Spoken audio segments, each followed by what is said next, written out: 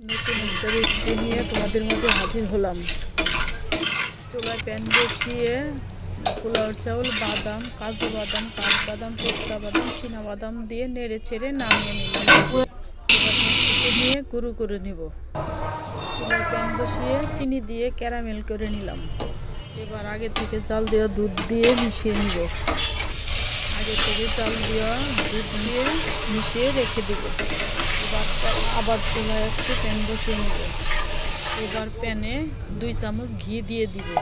এবার মিক্সারগুলো দিয়ে দিব, আস্তে আস্তে ভেজে নিব অল্প আঁচে। বেশি আঁচ দিলে পুড়ে যাবে, খেতে ভালো লাগবে না।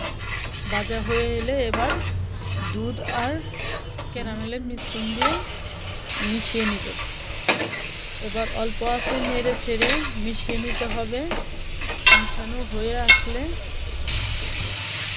দইয়ের মতন করে নিতে হবে। তারপরে গুঁড়ো দুধ দিয়ে মিশিয়ে নামিয়ে নিব। বেশি ঠান্ডা হলে নাড়ু বানানো যাবে না। অল্প অল্প গরম থাকতে নাড়ুগুলো একে একে বানিয়ে নিতে হবে। নাড়ু বানানোর সময় হাতে একটু ঘি মেখে নিতে হবে। এবার নাড়ুগুলো একে একে বানিয়ে নিতে হবে। নাড়ু বানানো হয়ে আসলে ভাজা তিলের মধ্যে নাড়ুগুলো মেখে নিতে হবে।